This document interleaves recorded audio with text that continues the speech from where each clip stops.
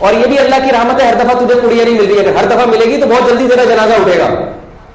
تو جیسے یہ نشہ ہے تو لڑکیوں سے جو حرام دوستیاں ہیں وہ بھی چرس اور ہیروئن کی طرح نشہ ہے. جو لوگ اس نشے میں پڑ گئے ان کی ظاہری خوشی کو نہ دیکھو، جو ان نشے میں پڑ کے کھمبوں سے لٹک رہے ہیں، بلڈنگوں سے چھلانگے مار رہے ہیں، خودکشیاں کر رہے ہیں، ڈپریشن کی گولیاں کھا رہے ہیں، راتوں کو سونے کے لیے نیند کی گولیاں کھا رہے ہیں، ان کا انٹرویو لو، پھر پتا چلے گا کہ کیا ہو رہا ہے. کیسے سمجھائیں؟ وہی بات ہے پھر انجیکشن، پولیس کا چھوڑ دیا اب انجیکشن پہ آ گئے تو ٹیکے لگانے پڑیں گے. سکون میں وہی ہے جو اپنے بیوی بچوں میں مشغول ہے. یہ میری بیوی اور یہ میرے کیا ہیں؟ بچے. بس یہی ہے میری کائنات، یہ میرے والدین ہیں، یہ میرے بھائی بہن. ختم ہو گئی کہانی. ذہن میں غیر کو گھسنے ہی نہ دو کہ پھر اس کو نکالنے میں ٹینشن ہو. دروازہ ہی بند کر دو بھائی. ہماری زندگی میں اس کے علاوہ کوئی آپشن. لڑکے مجھے فون کر کے کہتے ہیں وہ حضرت وہ اتنی خوبصورت ہے کلیگ میرے پاس جاب کرتی، میں پاگل ہو گیا، برداشت نہیں، پاگل ہو گیا حضرت، میرے سے نہیں برداشت ہو رہا، بالکل ہی بھائی یہ نہیں ہو سکتا، بہت مصیبت ہو گئی میرے لیے.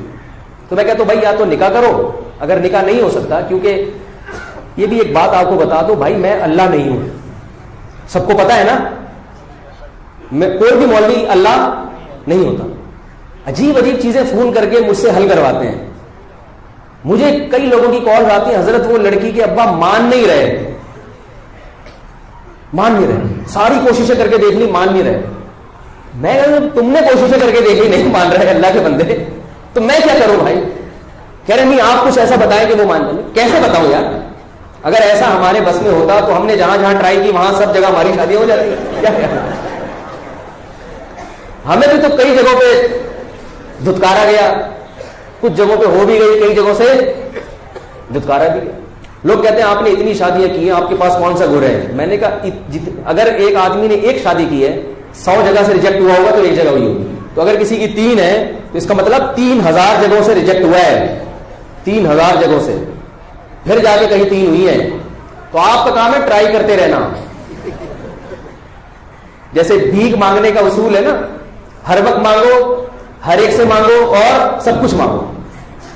اگر اس کے بعد پیسے نہیں بولے بھائی یہ ٹوپی دے دو اپنی لے کے، تب کچھ نہ کچھ مل جائے گا، اکٹھا ہو جائے گا. چندہ مانگنے کا بھی یہی اصول ہے، ہر ایک کو دیکھ کے چندہ مانگو، غریب کو بھی دیکھ کے، سیٹوں کو بھی دیکھ کے، اور سب کچھ مانگو. اگر اس کے پاس پیسے نہیں ہے تو بھائی جو چیز ہے وہ دے دو یار، راشن دے دو، اور ہر وقت مانگو. جب بھی ملے، جو چندہ مانگنے کے جو ایکسپرٹ ہے نا ان کا یہ اصول ہے، جب بھی ملے یہ کام تو ضرور کرو، دوسرے کام کرنے کے ساتھ چندہ. تو اسی طرح یاد رکھو جن کو نکاح کا شوق ہے نا تو وہ پیغام بھیجنے میں کنجوسی سے کام نہ لیں. کہیں نہ کہیں ہو جائے، لیکن مجھے فون نہ کرے کہ وہ نہیں مان رہے، وہ نہیں مان رہے. مجھے اپنے پرانے یاد آنا شروع ہو جاتے ہیں، ہمارے والے نہیں مان رہے، زخم جو کیا ہو جاتے ہیں، ہرے ہو جاتے ہیں ہمارے. تو ہم کوئی خدا نہیں ہے بھائی جو آپ کی مشکلات کو حل کریں. آپ نے پیغام بھیج دیا، قبول ہو گیا، بہت اچھی بات ہے. نہیں ہوا کوئی بات نہیں یار، کہیں اور ٹرائی کرو. تو ایک اور مسئلہ یہ بھی ہے کہ لوگ، ابھی چھوڑے بات سے بات چلی جائے گی، بس یہ بات ہے کہ جو کام آپ، ایک صاحب مجھے فون کر کے کہتے ہیں، یہ بھی کالز بہت آتی ہیں کہ حضرت وہ میں نے ایک جگہ پیغام بھیجا ہے لیکن وہ لڑکی میری سمجھ میں نہیں آ رہی، تو میں آپ سے مشورہ لینا چاہتا ہوں کہ کیا کروں. میں نے کہا جب آپ کی سمجھ میں نہیں آ رہی، جس نے دیکھا ہوا بھی ہے تو میں کیسے فیصلہ کر کے بتاؤں گا بھائی؟ کہہ رہے ہیں آپ تو عالم ہیں، آپ تو مولوی ہیں. تو میں نے کہا مولوی کو یہ کیسے پتا چل جاتا ہے کہ یہ سمجھ میں آ رہی ہے کہ نہیں آ رہی؟ یہ تو کسی کو نہیں پتا چلتا بھائی. جو مبتلا بھی ہے وہ فیصلہ کرے گا. اسی کی سمجھ میں نہیں آ رہی ہے تو محلے والوں کی سمجھ میں، ان کی سمجھ کا اعتبار تھوڑی ہوگا. تو اللہ کے بندو، مولویوں سے بات پوچھنے سے پہلے سوچ لیا کرو کہ یہ پوچھنے کی ہے بھی یا نہیں ہے. تو کیا آپ اس کی جگہ ہوتے تو آپ کیا جواب دیتے؟ لیکن لوگ پتہ ہے کیوں پوچھتے ہیں کہ بعض مولویوں نے یہ روحانی سینٹر کھولے ہوئے ہیں، تو اس دھوکے میں لوگ مجھے فون کر دیتے ہیں. وہ روحانی سینٹر میں پھر کچھ پڑھ کے بتاتے ہیں، ہاں میرے خیال کے مطابق یہ سمجھ میں آ رہی ہے. یہ جو مولوی اس قسم کی باتیں کر رہے ہیں الو بنا رہے ہیں آپ کو. یاد رکھو کسی کے باپ میں بھی یہ طاقت اللہ نے نہیں دی ہے کہ وہ آپ کے بارے میں فیصلہ کر دے کہ یہ سمجھ میں آ رہی ہے کہ نہیں آ رہی ہے. نہ وہ آپ کے دماغ کو پڑھ سکتا ہے، نہ وہ سامنے والے کے بارے میں فیصلہ کر سکتا ہے. اپنے بارے میں ہاں مشورہ ضرور لے لیا کرو کسی سے کہ بھائی یہ خصوصیات بھی ہیں، یہ بھی ہیں، تو آپ ذرا بتا دیں کہ ان دونوں خصوصیات میں کون سی صفات ایسی ہیں جن کو ترجیح دینی چاہیے. یہ ایک الگ چیز ہے. تو میں یہ کر رہا تھا، کیا بات چل رہی تھی یار؟ ابھی جو بات آئی نا یہاں پہ ہاں تو میں یہ کر رہا تھا کہ بھائی وہ جو مجھے لوگ فون کرتے ہیں کہ وہ یوں ہے اور وہ ہے، بھائی میں تو پاگل ہو گیا ہوں میں. تو بھائی پاگل، اگر پہلی بات تو یہ آپ پاگل ہوئے کیوں؟ آپ اس کو دیکھتے کیوں تھے آفس میں جا کے؟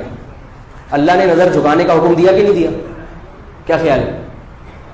اور اگر آپ کو پتہ چل گیا، کہیں نظر پڑ گئی یا کہیں پتہ چل گیا، تو اللہ نے کہا بھی پیغام بھیج دو. پیغام بھیج دیا، ہو گیا. نہیں ہوا تو وہاں تک پہنچنے ہی نہ دو کہ راتوں کی نیندیں اڑ جائیں. یہاں تک جو آپ نے اپنے آپ کو پہنچایا ہے تو یہ یقیناً گناہ کیا ہے آپ نے.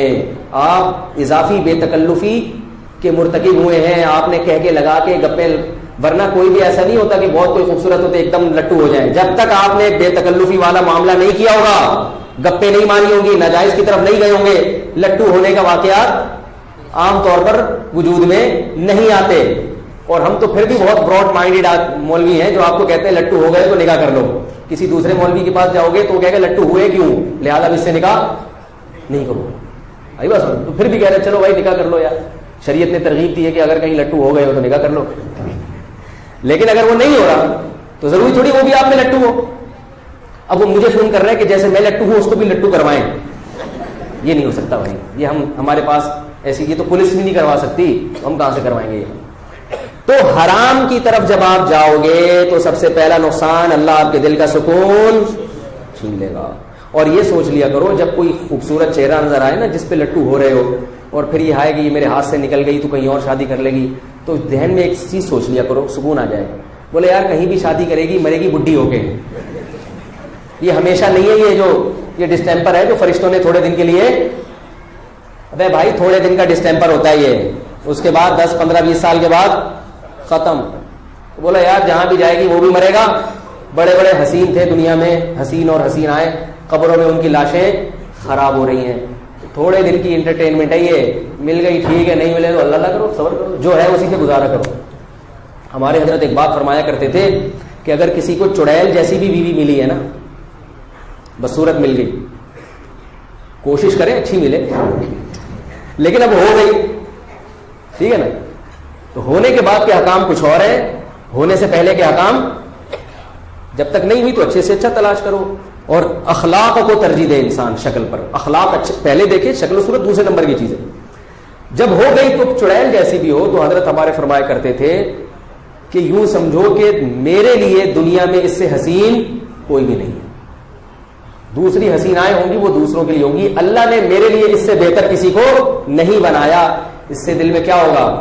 سکون. کیونکہ اللہ کی نعمت پہ جب انسان تقدیر پہ صبر کرتا ہے تو سب سے بڑا فائدہ کیا ہوتا ہے؟